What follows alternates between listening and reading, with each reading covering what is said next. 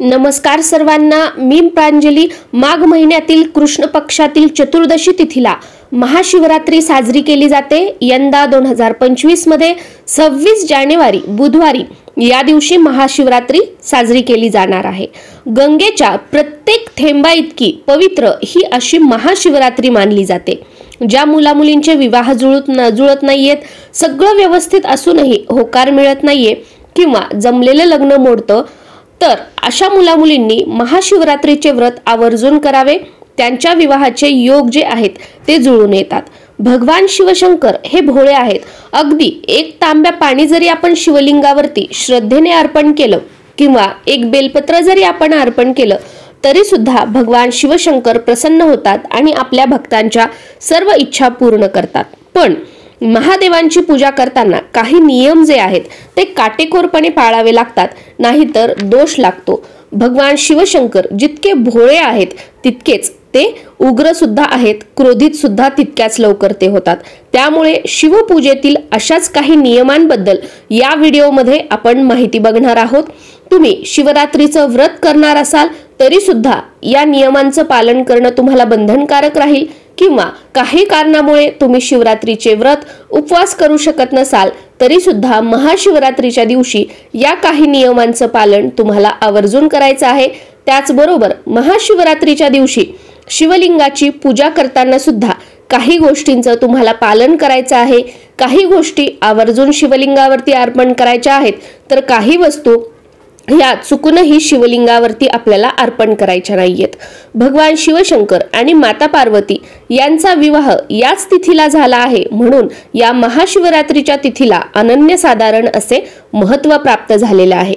महादेवांना काही वस्तू या अतिशय प्रिय आहेत, जसं की बेलपत्र असेल, पांढरी फुलं, एरंडीचं फळ, धोत्र्याचे फूल. पण काही वस्तू या महादेवांच्या पूजेमध्ये चुकूनही आपल्याला वापरायच्या नाहीयेत किंवा त्या शिवलिंगावरती अर्पण करायच्या नाहीयेत. सर्वात पहिलं, महाशिवरात्रीच्या दिवशी सकाळी लवकर उठायचं आहे. सूर्य उदयापूर्वी उठून स्नान करायचं आहे.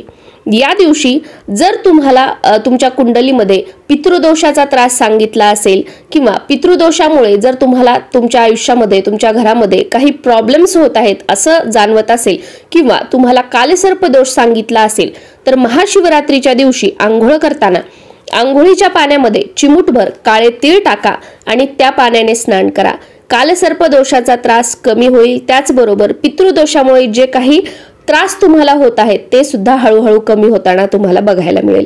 आता तुम्हाला हे काही त्रास नसतील तरी सुद्धा महाशिवरात्रीच्या दिवशी सकाळी स्नान करताना आंघोळीच्या पाण्यामध्ये थोडंसं गंगाजल टाकून किंवा तुमच्याकडे असेल तर पंचगव्य टाकून स्नान करायला विसरू नका.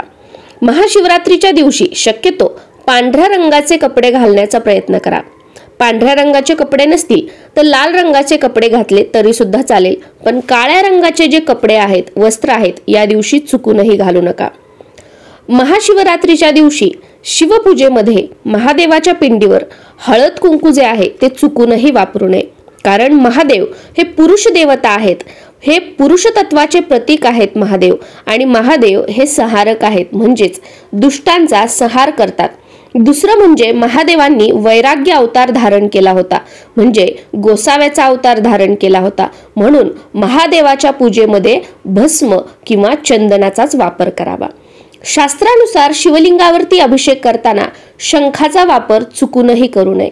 शंखाने आपण माता लक्ष्मी असेल, भगवान विष्णू यांना अभिषेक करू शकतो, पण शिवलिंगावरती शंखाचा वापर करून अभिषेक चुकूनही करू नये. यामागे अशी एक कथा सांगितली जाते की शंखसूर नावाचा एक राक्षस होता आणि या राक्षसाचा वध महादेवांनी केला होता. त्यामुळे शिवपूजेमध्ये शंख जो आहे तो वर्ज्य मानला जातो. महाशिवरात्रीच्या दिवशी निश्चित काळात पूजा करण्याला खूप जास्त महत्त्व आहे.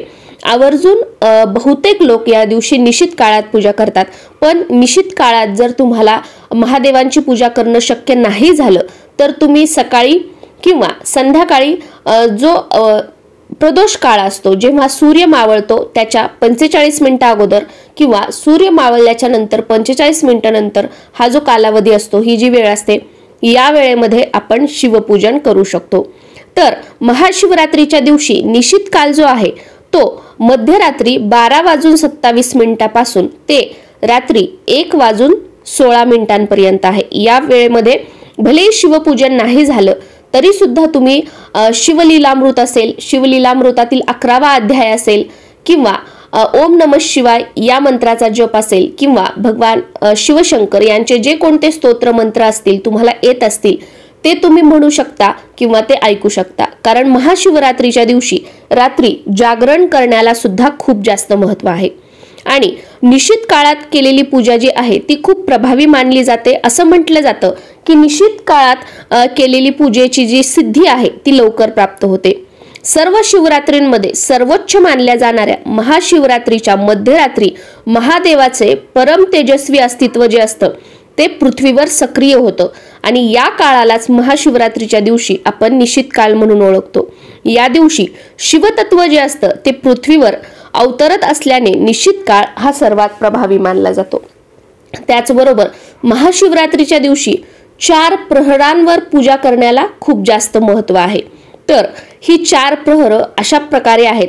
आता तुमच्या गावानुसार किंवा आपल्या देशकालानुसार थोडाफार इकडे तिकडे टायमिंग मध्ये बदल असू शकतो, 1-2 मिनिटे इकडे तिकडे असू शकतात, पण साधारणतः हा वेळ आहे। प्रथम प्रहर पूजेची वेळ जी आहे ती 26 तारखेला सायंकाळी 6:24 पासून ते रात्री 9:34 आहे। दुसरी प्रहर पूजेची वेळ रात्री 9:34 पासून ते 12:39 आहे।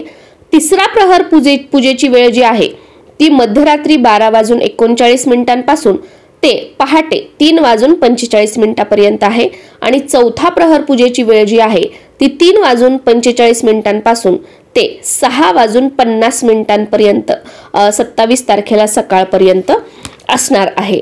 तर त्याचबरोबर महादेव जे आहेत आपल्या जवळजवळ प्रत्येकाच्याच घरामध्ये बघा तुळस असते, तुळशीचं वृंदावन असतं किंवा कुंडीत तुळस लावलेली असते। तर बऱ्याच जणांच्या घरामध्ये तुळशीच्या कुंडीत किंवा तुळशी वृंदावनावर शिवलिंग ठेवलेलं असतं, पण ही चूक अजिबात करू नका।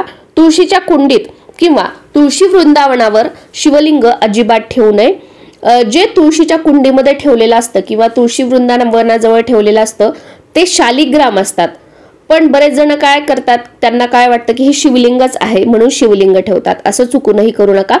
महादेवांच्या पूजेमध्ये, शिवपूजेमध्ये किंवा महादेवांना जो आपण नैवेद्य दाखवतो त्यावर सुद्धा तुळस चुकूनही ठेवायची नसते।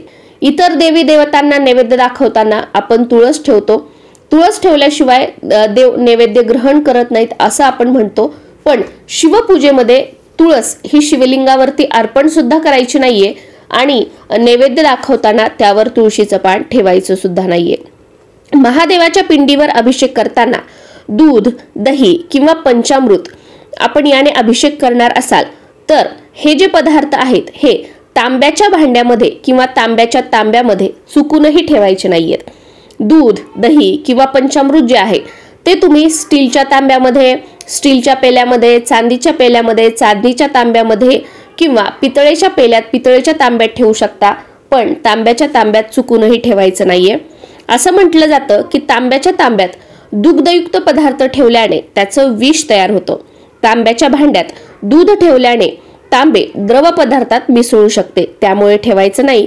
त्याचबरोबर अजून एक कारण म्हणजे तांब्याच्या भांड्यात दही किंवा आंबट पदार्थ ठेवल्याने दह्यातील लॅक्टिक ऍसिड जे असतं ते धातूंवर प्रतिक्रिया देतं आणि विषारी क्षार तयार होऊ शकतात।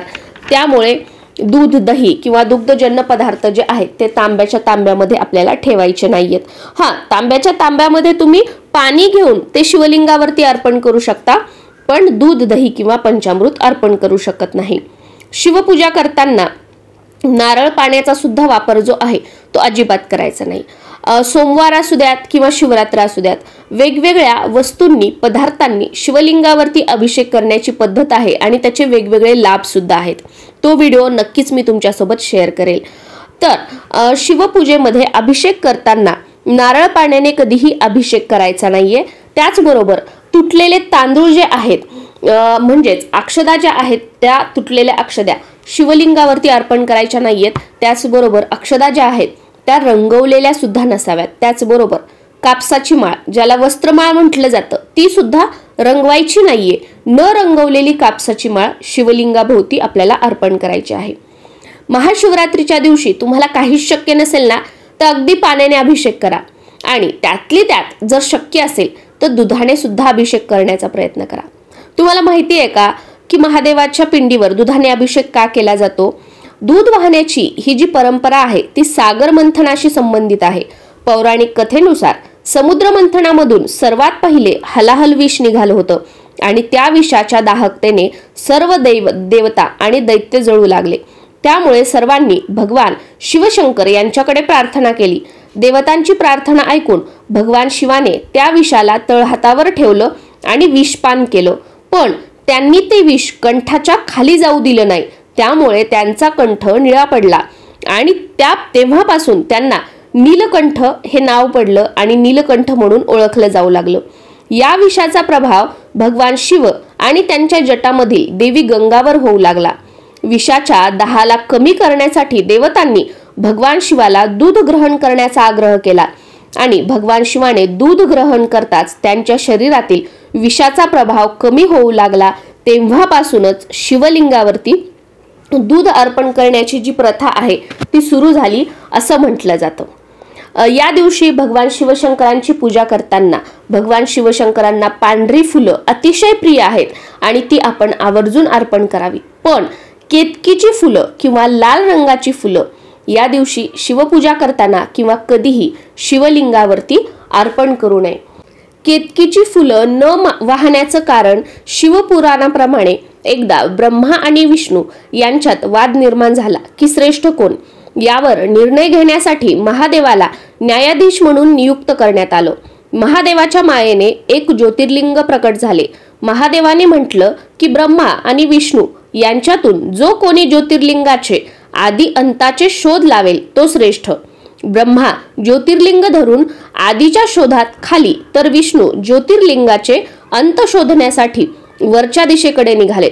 खूप अंतर पार केल्यानंतरही जेव्हा आदी आणि अंत शोधू शकले नाही तेव्हा ब्रह्माने बघितले की एक केतकी फुलही त्याच्यासोबत खाली येत आहे. ब्रह्माने केतकी फुलाला चुकीच्या मार्गाने खोटं बोलण्यासाठी तयार केले आणि महादेवाजवळ पोचले. ब्रह्माने म्हटलं की मला ज्योतिर्लिंगाची उत्पत्ती कुठून झाली हे समजले, तरी विष्णूने अंत शोधू शकले नाही असे सांगितले. ब्रह्माने आपल्या गोष्टीचा पुरावा म्हणून केतकीच्या फुलाला साक्ष द्यायला सांगितली, परंतु महादेवाने ब्रह्माची खोटी वागणूक बघून त्यांचा शिरच्छेद केला. म्हणूनच पंचमुख असलेल्या ब्रह्माचे 4च मुख राहिले. केतकीच्या फुलाने खोटी साक्ष दिली म्हणून महादेवाने ते फूल आपल्या पूजेतून वर्जित केले आहे. त्यामुळे चुकूनही शिवलिंगावर कधीच केतकीचं फूल अर्पण करू नका. या महाशिवरात्रीच्या दिवशी ब्रह्मचर्याचे पालन आवर्जून करावे. रात्री जागरण करण्याला सुद्धा या दिवशी खूप जास्त महत्व आहे. रात्रभर जरी शक्य नसेल ना तर कमीत कमी मध्यरात्री 12 वाजेपर्यंत किंवा जो निश्चित काळ मी तुम्हाला सांगितलेला आहे तर त्या निश्चित काळापर्यंत तरी जागरण करावे. आणि या निश्चित काळामध्ये तुम्ही मोबाईलवरती किंवा टीव्हीवरती शिवलीलामृतातील 11वा अध्याय किंवा संपूर्ण शिवलीलामृत ऐकू शकता, शिवाष्टोत्तर नामावली ऐकू शकता किंवा ओम नमः शिवाय या मंत्राचा जप सुद्धा करू शकता. महाशिवरात्रीच्या दिवशी गर्भवती स्त्रिया जर असतील तर त्यांनी डॉक्टरांचा सल्ला घेऊनच किंवा आपली तब्येत कशी आहे, आपल्या बाळाची काळजी घेऊन, आपल्या पोटातील बाळाची काळजी घेऊनच उपवास करावा की नाही करावा हे ठरवावं. बघा, उपवास जरी नाही केला, एखादं वर्ष चालतं, उपवास करू नका, पुढच्या वर्षी तुम्ही करू शकता, पण स्वतःची आणि बाळाची काळजी घेणं गरजेचं आहे. आणि उपवास जरी तुम्ही केला, डॉक्टरांनी तुम्हाला सांगितलं तुम्ही उपवास करू शकता, सगळं व्यवस्थित आहे, तरी सुद्धा तुम्ही दिवसभर रताळी, राजगिरा, साबुदाणा किंवा फळ, ज्यूस, फलाहार घेऊन तुम्ही व्यवस्थित उपवास करा. उपाशी पोटी वगैरे जास्त राहून उपवास करण्याचा काही अर्थ नाही. एखादं वर्ष मी तर म्हणेल उपवास राहू दिला तरी सुद्धा चालतं. शेवटी काय आहे ना, आपला भाव, आपली खरी भक्ती महत्वाची आहे. तुम्हाला जरी उपवास करणं शक्य नाही झालं तर मी सांगितल्याप्रमाणे तुम्ही ह्या सेवा मोबाईलवर ऐकू शकता किंवा तुम्ही या सेवा करू शकता। दिवसभरामध्ये जास्तीत जास्त तुम्ही ओम नमः शिवाय या मंत्राचा जप करू शकता। तुम्ही या दिवशी 11 वेळा, 21 वेळा किंवा 51 वेळा दिवसभरात जसं जसं तुम्हाला जमेल तसं शिवलीलामृतातील 11वा अध्याय, ज्याला रुद्राध्याय म्हटलं जातं, याचं तुम्ही पठण करू शकता या प्रकारे। आणि या दिवशी शिवलिंगावरती बेलाचे पान अर्पण करण्याला खूप जास्त महत्त्व आहे। पण बेलाचे पान अर्पण करताना लक्षात ठेवा की ते त्रिदल असावं, म्हणजे बेलाच्या पानाला 3 पानं असावीत, त्यातील एकही पान गळालेलं असेल तर असं पान शिवलिंगावरती अर्पण करू नये। बेलाचं पान शिवलिंगावर अर्पण करत असताना ते पालथं, म्हणजे त्या बेलपानाचा जो मऊ भाग असतो तो शिवलिंगावर ठेवावा, या पद्धतीने अर्पण करायचं। देठ जे असतं ते शिवलिंगाकडे ठेवायचं आणि पानं जे असतील ते आपल्याकडे येतील, या पद्धतीने बेलपत्र अर्पण करावं। त्याचबरोबर बेलपानाचं जे देठ आहे ते तोडून बेलपत्र शिवलिंगावरती कधीही अर्पण करावं। महादेवाची पूजा करताना तुमच्याकडे जर एखादी वस्तू नसली तरी सुद्धा चालतं, तुमच्याकडे जे काही आहे त्यामध्ये तुम्ही महादेवाची पूजा करा। ह्यांनी हे वापरलं, त्यांनी ते वापरलं, माझ्याकडे ही वस्तू नाहीये, किंवा ह्यांनी असं सांगितलं होतं, त्यांनी तसं सांगितलं होतं, मग मी आता करायचं नाही का, मग माझ्याकडे वस्तू नाही, मग देवाची कृपा मला मिळणार नाही का, असं काहीही नाही। शेवटी बघा, एखादी वस्तू कमी जरी असली तरी आपला भाव, आपली भक्ती महत्त्वाची आहे। आणि भगवान शिवशंकर हे तर 1 तांब्या पाणी जरी आपण शिवलिंगावरती श्रद्धेने अर्पण केलं तरी सुद्धा ते प्रसन्न होतात आणि आपल्या भक्तांच्या सर्व मनोकामना पूर्ण करतात। त्यामुळे माझ्याकडे काय आहे काय नाही यापेक्षा तुमच्याकडे जे आहे त्यामध्ये भक्तिभावाने महादेवाची पूजा करा।